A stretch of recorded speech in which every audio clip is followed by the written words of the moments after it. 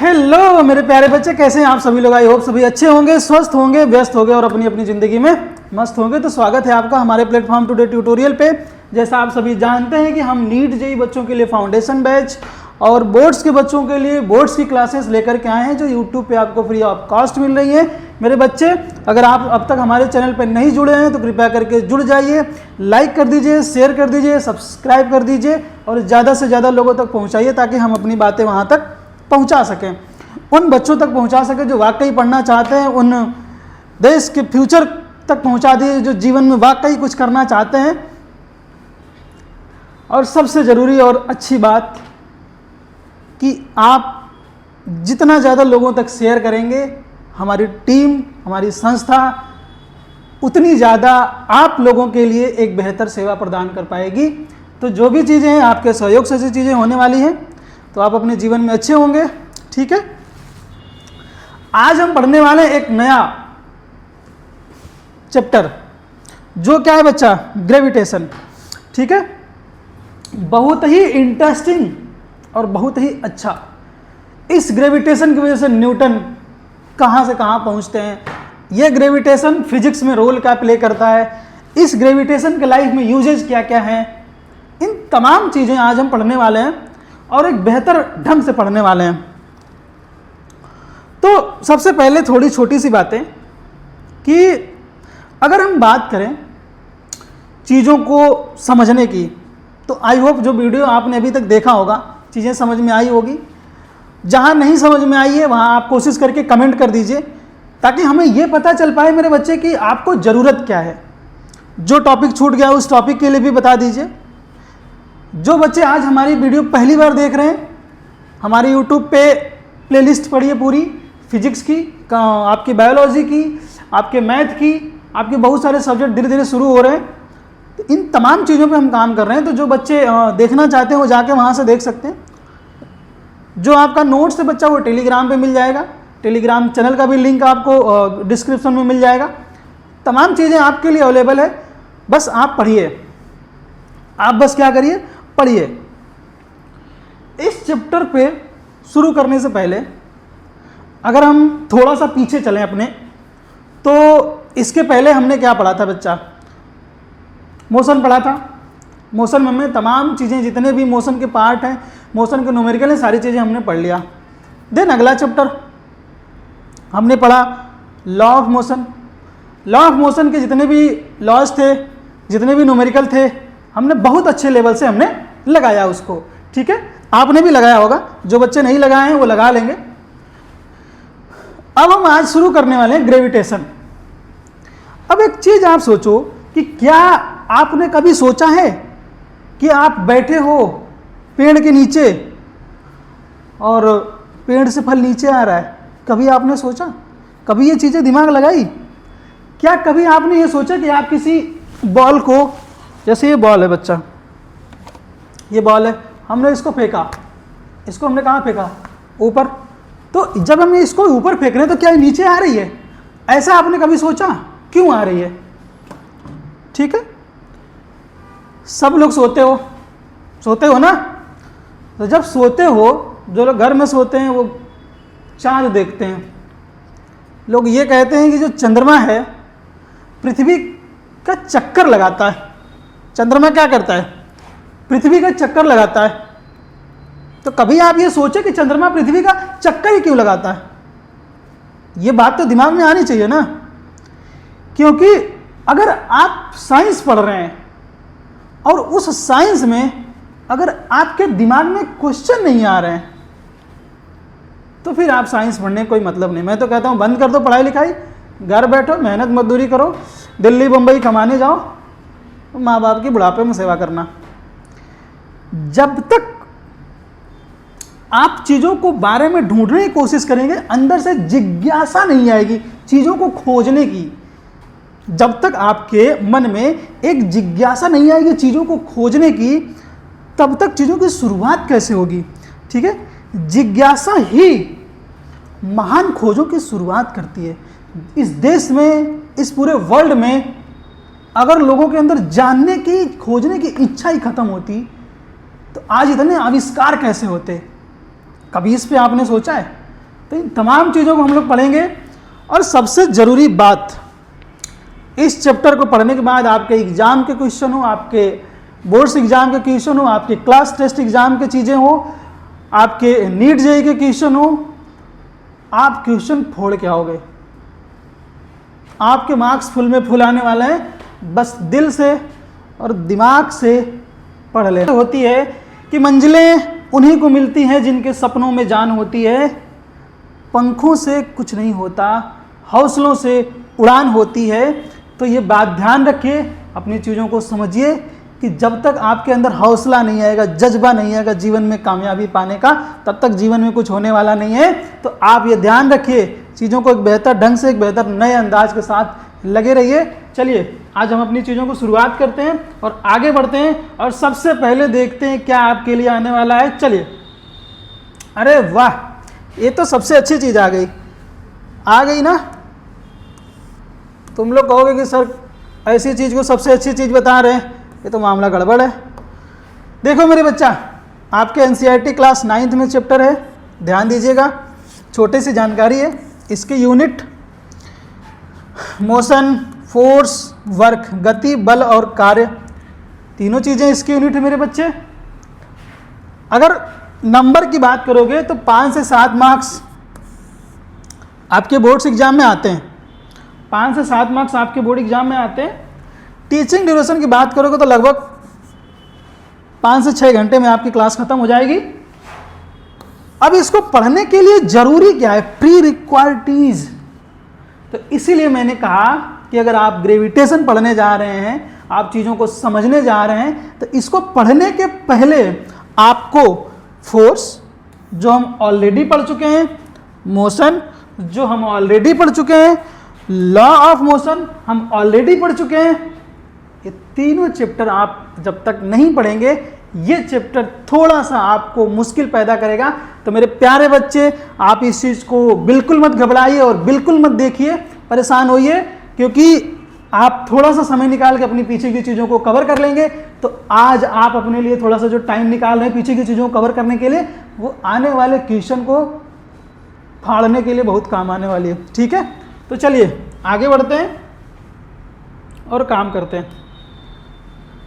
आ गया क्या, introduction to gravity, गुरुत्वाकर्षण का अगर परिचय की हम बात करें मेरे बच्चा, तो सिंपल सी बात है कि अगर इस चीज़ को देखो, आप इसको देख लेंगे अभी क्या है। ऐसे समझो, 2 बॉडी है, इस यूनिवर्स में 2 बॉडी है, दोनों क्या कर रही है, एक दूसरे को खींच रही है। एक दूसरे को क्या कर रही है, खींच रही है अपने आप। ऐसे अगर थोड़ा और समझना होगा तो क्या करेंगे, अब हम लोग जब पढ़ रहे थे ना, तो एक फोर्स पढ़ रहे थे कि 2 बच्चे उधर हैं, 2 बच्चे इधर हैं, एक इधर खींच रहा है, एक उधर खींच रहा है, ऐसी चीज़ें हम लोग पढ़ रहे थे। तो जब हमने देखा कि जिधर फोर्स ज़्यादा था वो वाला क्या कर रहा था, हल्के वाले को खींच ले रहा था। अब वो सेम चीज़, ये चीज़ आप समझना कि अब सेम चीज़ें यहाँ अप्लाई हो रही हैं। कह रहा है कि किन्हीं 2 वस्तुओं के बीच आकर्षण बल है, गुरुत्वाकर्षण बल किन्हीं 2 वस्तुओं के बीच आकर्षण बल है। प्रत्येक वस्तु दूसरी वस्तु को निश्चित बल से आकर्षित करती है। मतलब हर एक बॉडी क्या कर रही है, एक फोर्स के साथ दूसरी बॉडी को क्या कर रही है, अट्रैक्ट कर रही है। यही हमारे लिए क्या है, गुरुत्वाकर्षण। ये तो इंट्रोडक्शन है गुरुत्वाकर्षण। अब एक चीज़ यहाँ पे समझो, ये आपका फार्मूला हम आगे पढ़ेंगे, देखेंगे।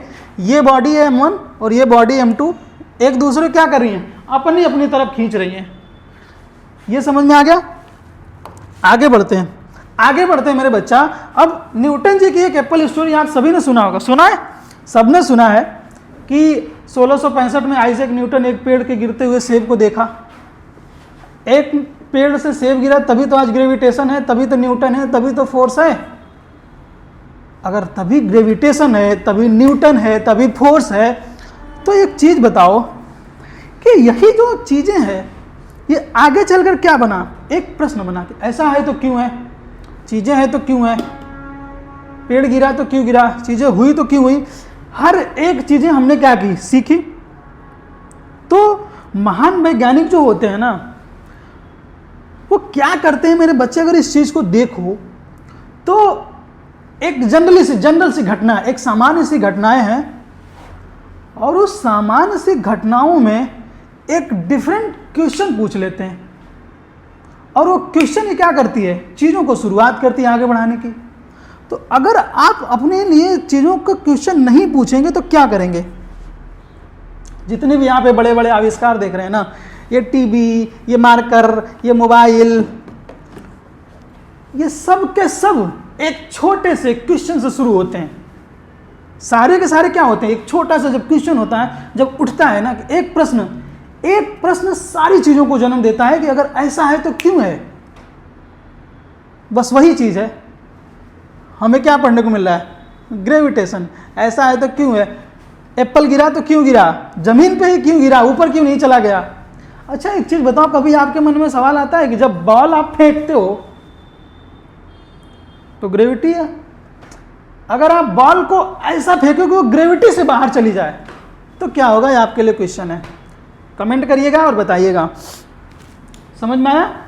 तो इन्होंने क्या किया, बच्चा बगल में क्यों नहीं गिरा, ऊपर क्यों नहीं गिरा, आकर्षित क्यों करती है, क्या यही बल दोनों बल के लिए जिम्मेदार है, ये तमाम चीज़ें। अब एक चीज़ कह रहा है कि क्या वह चंद्रमा को भी आकर्षित कर सकती है। हाँ, अगर पेड़ जमीन पे गिर रहा है तो क्या पृथ्वी चंद्रमा को भी आकर्षित करती है। अभी देखेंगे ना, कर सकती है कि नहीं कर सकती है। वैसे चाँद तो सबको आकर्षित करता है, लेकिन चाँद को कौन आकर्षित करता है, चलिए देखते हैं। एक बच्चा आता है सेंट्रीपिटल फोर्स। हम जब पढ़ रहे थे तो पढ़े थे, जब हमने फोर्स के बारे में सारी चीज़ें पढ़ी थी तो इसको देखा था सेंट्रीपिटल फोर्स के बारे में। कह रहा है कि वह बल जो वस्तु को वृत्ताकार पथ में गति करने के लिए बाध्य करता है। मतलब अब एक चीज़ समझो कि कोई ऐसा बल है, ऐसा फोर्स है जो क्या कर रहा है कि कोई चीज़ अगर सर्कुलर घूम रही है ना तो वो सर्कुलर ही घूमे। ऐसे फोर्स को हम क्या बोलते हैं, सेंट्रीपिटल फोर्स, अभिकेंद्री बल। अब एक चीज़ देखो मेरे प्यारे लाल, एक चीज़ देखो, ये हमारा सेंटर पॉइंट है, ये आपकी रेडियस है, ये गाड़ी घूम रही है, दिख रही होगी आपको, घूम रही है, इसकी वेलोसिटी है। तो ये जो फोर्स है ना, इसको पकड़ के रखा है, इसको क्या करके रखा है, पकड़ के रखा है। क्यों, क्योंकि अगर ये फोर्स इसको पकड़ के नहीं रखेगा तो ये गाड़ी क्या हो जाएगी, पलट जाएगी। गाड़ी क्या हो जाएगी, पलट जाएगी। तो जब गाड़ी पलट जाएगी तो एक्सीडेंट हो जाएगा, और जब एक्सीडेंट हो जाएगा तो फिर आप समझ लेना आगे। कह रहा है कि यह हमेशा केंद्र की ओर निर्देशित होता है। मतलब ये जो फोर्स है मेरे बच्चों, जो गाड़ी को पकड़ के रखा है, गाड़ी क्या करके रखा है, पकड़ के रखा है, वो क्या होता है, हमेशा सेंटर की ओर, केंद्र की ओर रहता है। ये चीज़ें आपको क्या करनी है, ध्यान रखनी है। चलिए आगे बढ़े मेरे प्यारे बच्चे। अगर इसका रियल लाइफ एग्जाम्पल देखोगे, रियल लाइफ एग्जाम्पल अगर देखोगे तो कह रहा है मून रिवॉल्विंग अराउंड अर्थ। अब यहाँ पे दोनों चीज़ें आ गई, सेंट्रीपिटल भी काम कर रहा है और ग्रेविटेशन भी काम कर रहा है। मतलब पृथ्वी, चंद्रमा घूम रहा है, पृथ्वी के चारों तरफ घूम रहा है ना। तो यानी कि पृथ्वी में जो फोर्स है यहाँ पे सेंटर में, ये क्या कर रहा है, उसको पकड़ के अपनी तरफ खींच रहा है, अपनी तरफ क्या है, खींच रहा है, अपनी तरफ क्या है, खींच रहा है। जब अपनी तरफ खींच रहा है एक सेम लेवल से, तो वो क्या कर रहा है, मूव कर रहा है। ऐसे चीजें हो रही है ना। तो ये किसका है, यहाँ पे ग्रेविटेशन भी काम कर रहा है और सेंट्रीपिटल भी काम कर रहा है। दूसरा क्या कर रहा है, roller coaster loop, the track provides centripetal force. ठीक है, अब इसमें क्या कह रहा है बेटा, रोलर कोस्टर की लूप देख लीजिए। आगे क्या कह रहा है, spinning a stone, tie a string, tension is string. एक रस्सी में बांध के घुमाओ, वो बाहर जाने की कोशिश कर रहा है, लेकिन रस्सी क्या कर रही है, उसको अपनी तरफ खींच रही है। रस्सी क्या कर रही है, अपनी तरफ खींच रही है। तो सेम चीज़ है कि पृथ्वी के चारों ओर चंद्रमा, सेंट्रीपिटल, रोलर कोस्टर, अभिकेंद्रीय बल और डोरी से बंधे पत्थर को घुमाना डोरी में तनाव क्या करता है, अभिकेंद्रीय बल प्रदान करता है। तो जो बच्चे इस चीज़ को नहीं पढ़े हैं उस चीज़ को समझने की कोशिश करेंगे। अब एक चीज़ बताइए, कह रहा है आपसे कि universal law of gravitation, universal law of gravitation, सार्वभौमिक नियम। अब एक चीज़ समझिए, जैसे हमने बताया ना कि यूनिवर्सल लॉ ऑफ ग्रेविटेशन जैसे चीज़ें आपकी करता है, तो इसमें ये करता क्या है मेरे बच्चा, इस चीज़ को अगर आप समझें तो ये क्या करता है, एक चीज़ बताइए आप ज़रा हमें समझाने की कोशिश करिएगा। आप अगर समझते हैं तो ठीक, नहीं तो जो मैं समझा रहा हूँ वो समझने की कोशिश करिएगा, और जो आता है जिनको वो बताना। आपको क्या लगता है कि आप किसी को अट्रैक्ट नहीं करते, आप किसी को अपनी तरफ नहीं खींचते हैं? खींचते हैं ना। तो आप किसी को अपनी तरफ कब खींच पाएंगे, जब आप उससे ज़्यादा अच्छे होंगे। है एक लड़का एक लड़की, कहानी, लड़की थोड़ी कम अच्छी, लड़का थोड़ा सुंदर, हो गई अट्रैक्शन। लेकिन ये काम आपको नहीं करना है, समझिए बच्चा।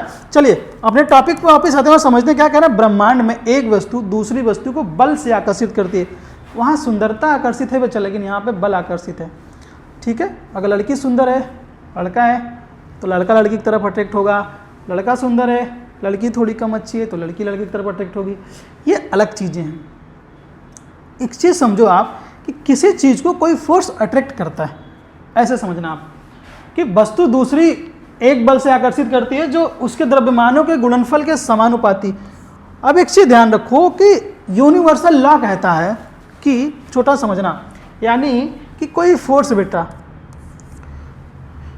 ठीक है, जब दोनों वस्तुएं आकर्षित कर रही हैं ना, तो उसके फोर्स के समानुपाती है, मतलब डायरेक्टली प्रोपोर्शनल। यानी कि मास बढ़ेगा तो फोर्स बढ़ेगा, फोर्स घटेगा तो मास घटेगा। अरे यार, कोई हल्की चीज़ है उसको तुम उठाओ और कोई भारी चीज़ है तो उसको उठाओ, है ना। आया कि समझ में नहीं आया? तो फोर्स लगाने के लिए हल्की चीज़ को उठाओगे तो जल्दी उठ जाएगी, मतलब फोर्स कम मास कम, फोर्स ज़्यादा मास ज़्यादा, है ना। समझ में आया? दूसरा क्या कह रहा है, जो दूरी होती है वर्ग के व्युत्क्रमानुपाती होती है। मतलब मेरे लाल, एक चीज़ समझना कि जो फोर्स है ना, वो रेडियस का जो स्क्वायर है उसके इनवर्सली प्रोपोर्शनल है। ये तो था डायरेक्टली प्रोपोर्शनल समानुपाती, ये व्युत्क्रमानुपाती मतलब इनवर्सली प्रोपोर्शनल, यही है ना। Inversely proportional, directly proportional. तो डायरेक्टली प्रोपोर्शनल मतलब दो, एक बढ़ेगा तो दूसरा बढ़ेगा, पहला घटेगा दूसरा घटेगा। लेकिन इनवर्सली प्रोपोर्शनल में है कि अगर रेडियस बढ़ेगा तो फोर्स घटेगा। अब ऐसे समझो, रेडियस बढ़ा फोर्स घटा, कोई पास में है तो उस पर ज़्यादा बल लग रहा है ना, फोर्स ज़्यादा लग रहा है, लेकिन हम दूर करते जा रहे हैं, दूर करते जा रहे हैं, दूर करते जा रहे हैं, दूर करते जा रहे हैं, दूर करते जा रहे हैं, दूर करते करते चले गए। तो जब हमने दूर कर दिया फोर्स कम हो गया ना। अब कुछ लोग छुट्टियों में घर जाते हो, नानी के यहाँ जाते हो, एक कहानी सुनना यहाँ पे, नानी के यहाँ जाते हो, तो जब नानी के यहाँ जाते हो तो मामा के जो बच्चे होते हैं, जो मौसी के जो बच्चे होते हैं, सब लोग घूमने आते हैं। तो होता क्या है कि खेलते खेलते चीज़ें मन लग जाता है, लेकिन जब नानी के यहाँ से आते हो तो आने का मन नहीं करता है। मन करता है? नहीं, फोर्स ज़्यादा लग चुका होता है कि अब नहीं जाने का मन है, मम्मी आज नहीं कल चलेंगे, तो 2 दिन बाद चलेंगे। तो मम्मी कहते हैं ट्यूशन वाले सर आए हैं, पढ़ाना है, तुम्हारा को पेपर है, टेस्ट है, एडमिशन कराना, ड्रेस लेना, तमाम चीज़ें होती है ना। यहाँ पे भी वही चीज़ें हैं, समझ में आया। लेकिन धीरे धीरे जब मम्मी ज़बरदस्ती लेके चली जाती है घर, खत्म हो जाती है। फिर तुम घर आए, तुम पढ़ाई में लग गए, मामाओं के बच्चे तो अपनी पढ़ाई में लग गए, फिर चीज़ें चलने लगी। सेम चीज़ है। तो क्या है बच्चा, फोर्स कम दूरी ज़्यादा। ये हमारे लिए क्या है, कोई बॉडी कोई फोर्स ऐसे ही काम करती है, तो इसको हम बोलते हैं यूनिवर्सल लॉ ऑफ ग्रेविटेशन। क्या बोलते हैं, यूनिवर्सल लॉ ऑफ ग्रेविटेशन। चलिए समझ में आया, आगे बढ़े। अरे वाह, अब ये हमने डायग्राम देखा था, ये कोई बॉडी है मेरे लाल, बॉडी है, ये कोई बॉडी है, ये बॉडी है आपकी, ये फोर्स इधर लगा रही है, एक फोर्स इधर लगा रही है मेरे बच्चे। इसका सेंटर और इसका सेंटर से जो डिस्टेंस है वो क्या है, आर। क्या है, आर है, ठीक है। इसका फोर्स F1, इसका फोर्स F2, तो F1 F2 इक्वल टू ये क्या होता है मेरे बच्चे। अभी इसको हम देखेंगे कि ये फोर्स आया कैसे है, ये फोर्स कैसे आया, मतलब F1 मतलब F equal to G M1 M2 upon R square, ये आया कैसे है, अभी इसको भी देखेंगे, ठीक है। अभी इसको भी देखेंगे बच्चा, हल्का सा ध्यान रखना। ये फोर्स आ गया। चलो अब एक चीज देखो, F जो है हमारा जो फोर्स है वो एक क्या, ग्रेविटेशनल फोर्स। G हमारा है यूनिवर्सल ग्रेविटेशनल कांस्टेंट होता है, जो हर जगह वैल्यू सेम रहती है, उसको आप अप्लाई करोगे, जिसकी वैल्यू बेटा 6.67, मतलब G की अगर वैल्यू पूछें तो 6.67 इंटू 10 के पावर -11 न्यूटन। ये वैल्यू आपको क्या करनी है मेरे बच्चे, ध्यान रखनी है, जो चीज़ें आपको समझनी चाहिए, ठीक है। बाकी हम देखते हैं, एक चीज़ देखो आप, ये तो चीज़ें हो गई, क्या है, newton KG per metre square, KG per metre square, KG metre square के बस केजी है बच्चा, न्यूटन मीटर स्क्वायर केजी है यार, तुम लोग बता नहीं रहे हो। चलिए देखते हैं क्या है मेरे लाल, क्या है बच्चा, अरे क्या है बोलो भाई, newton metre square KG, newton metre square per KG square शायद, क्या, ठीक है, -2। अब एक चीज़ देखिएगा, आर जो होता है वो इसके और इसके बीच का डिस्टेंस है, आर क्या है, इसके और इसके बीच का डिस्टेंस है। अब एक चीज़ समझो, चलो इसके डेरिवेशन समझते हैं, छोटा सा है, बहुत बड़ा नहीं है। अगर हम यहाँ पे समझे तो इसको देखते हैं मेरे बच्चे,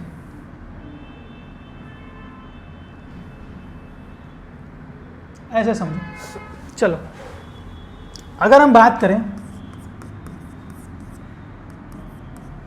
स्टेप 1 की, ध्यान से समझना, आप स्टेप 1 की बात करने जा रहे हैं।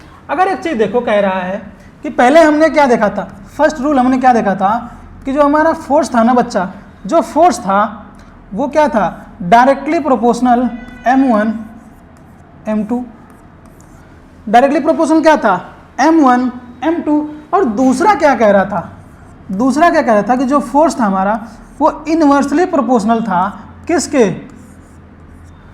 आर स्क्वायर के, रेडियस स्क्वायर के।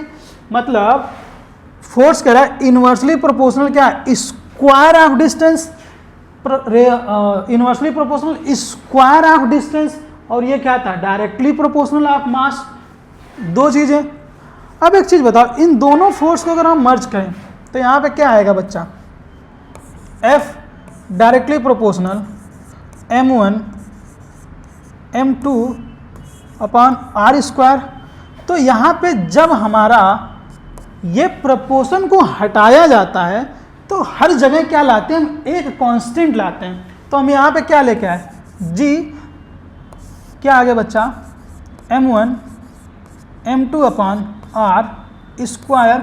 तो यहाँ से हमारा क्या बन गया था फार्मूला, यानी एक बॉडी आपकी इधर फोर्स लगा रही थी F1, एक बॉडी आपकी इधर फोर्स लगा रही थी F2, इसके सेंटर से और इसके सेंटर से जो बीच की डिस्टेंस थी वो क्या थी, R थी। तो यहाँ हमारा यहाँ से क्या निकल के आया मेरा बच्चा, फार्मूला। इस बॉडी का मास था M1, इस बॉडी का मास था M2, तो इसका M2 हो गया, इसका M1 हो गया, फोर्स F1 हो गया, फोर्स F2 हो गया।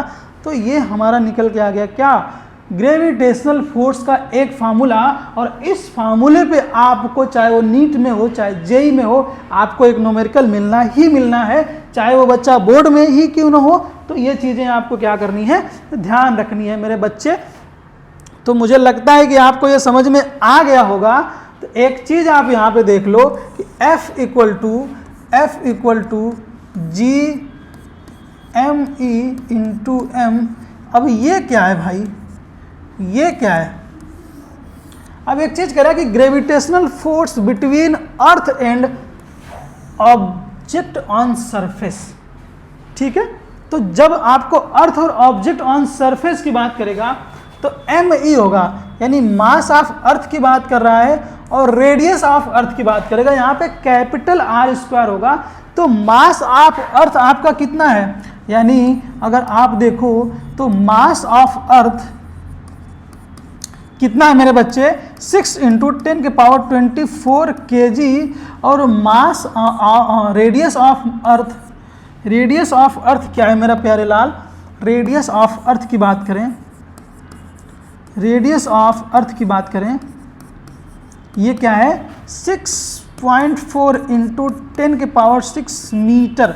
ये रेडियस ऑफ अर्थ, ये मास ऑफ अर्थ। एक चीज बताओ, अब एक चीज बताओ, जैसे फोर्स की वैल्यू हम कैलकुलेट करते हैं, ध्यान देना इस बात को, बिल्कुल अच्छे से ध्यान देना कि अगर हम बात करें मेरे बच्चा, हमें फोर्स निकालना है, फोर्स निकालना है ना, फोर्स निकालना है तो फोर्स इक्वल टू क्या हो जाएगा, G into M E into M और अपॉन आर का स्क्वायर हो जाएगा बच्चे। ये चीज़ें होती है, अरे बोलो भाई, होती है कि नहीं? दिख रहा है मेरे लाल? चलो हाँ दिख रहा है। ये हमारा क्या था, फोर्स था, ये क्या था, फोर्स था। अब एक चीज़ बताओ, एम ई की वैल्यू क्या थी, एम ई की वैल्यू 6.2, यानी हमने क्या रखा F, और G की वैल्यू अभी हमने क्या देखा है, G की वैल्यू हमने क्या देखा है, G की वैल्यू हमने क्या देखा, 6.67 × 10⁻11 हमने देखा। अभी हमने जस्ट, तो यहाँ पे क्या रख दें बच्चा, एम ई जी की वैल्यू रखें पहले, तो 6.67 × 10⁻11 into M E mass of earth, क्या रखें बच्चा, मास ऑफ अर्थ। तो मास ऑफ अर्थ क्या है, 6 × 10⁻24। अब एक चीज़ कह रहा है, कोई ऑब्जेक्ट है उसको 1 ले लो, आप 1 ले लो, ले लिए आर का स्क्वायर। तो रेडियस ऑफ अर्थ कितना था, 6.4 × 10⁻6 था, ये क्या था आपका रेडियस ऑफ अर्थ। तो यहाँ से फोर्स इक्वल टू जो निकल के आता है मेरा बच्चा, वो लगभग 9.8 न्यूटन निकल के आता है। तो कहा जाता है ना, अगर आपसे पूछे कि 1 kg में कितने न्यूटन होते हैं, तो लगभग 9.8 न्यूटन, मतलब 1 kg फोर्स में कितने न्यूटन होते हैं मेरा बच्चा, 9.8 न्यूटन। ये आपको ध्यान रखना है, इसीलिए जी की वैल्यू क्या रखी गई बच्चा, 9.8, जी की वैल्यू ये रखी गई। तो ये आपको क्या करना है, ध्यान देना है। अरे वाह, तुम लोगों के लिए तो क्वेश्चन आ गया भाई। कह रहा है calculate the gravitational force between 2 object of mass. पहला मास इतना दे रखा है बेटा, दूसरा मास इतना दे रखा है। अगर हम बात करें मेरे लाल, तो क्या है, M1 कितना है बच्चा, 50 kg, M2 कितना है मेरे प्यारे लाल, 120 kg, रेडियस कितनी है, 2 मीटर अपार्ट कह रहा है, 2 मीटर अपार्ट कह रहा है, तो मतलब आर की वैल्यू कितनी हो गई, 2 मीटर। और पूछ क्या कह रहा है, ग्रेविटेशनल फोर्स। तो अब एक चीज़ बताओ, F equal to G into M1 M2 upon R square, ये हमारे पास फार्मूला होता है कि नहीं? अभी हमने जस्ट पढ़ा, अगर भूल गए होगे तो मार खाने वाले हो तुम लोग। अब एक चीज़ बताओ, जी की वैल्यू क्या थी बच्चा, 6.7, जी की वैल्यू क्या थी भाई, जी की वैल्यू क्या थी जरा बताओ, 6.67 था ना, इंटू 10⁻11 6.67 6.67 इंटू 10 के पावर -11 जी की वैल्यू थी बच्चा। अब यहाँ पे रखो value f equal to 6.67 into 10 के पावर -11 इंटू क्या है मास 50 इंटू दूसरा क्या मास है 120 और क्या है मेरे बच्चे 2 का स्क्वायर। इसको आप कैलकुलेट करने में जो आएगा वो आपका क्या हो जाएगा मेरे बच्चे, आंसर हो जाएगा। ठीक है, तो मुझे लगता है छोटी मोटी चीज एक बहुत और एक बहुत अच्छी बात। आज आपने क्या सीखा बताइए, आज आपने क्या सीखा बताइए, नहीं बताएंगे? एक चीज ध्यान रखना मेरे बच्चे, आज आप जो भी चीज़ें सीखे, हमने ग्रेविटेशन देखा, ग्रेविटेशन के फोर्स देखा, हमने लॉ देखा, हमने मून और चंद्रमा के बीच की भी चीज़ें देखी, हमने सेंट्रीपिटल फोर्स भी देखा। इन तमाम चीज़ों को हमने देखा ना, ये सारा का सारा आपके काम आने वाला है। जितनी भी चीज़ें हैं ये सारी चीज़ें आई होप आपको समझ में आ गई होगी, आ गई होगी। कोई दिक्कत होगी मेरे बच्चे आप इस चीज़ को देखिएगा। बाकी चैनल को लाइक करिए, सब्सक्राइब करिए, शेयर करिए। और एक छोटी सी बात और,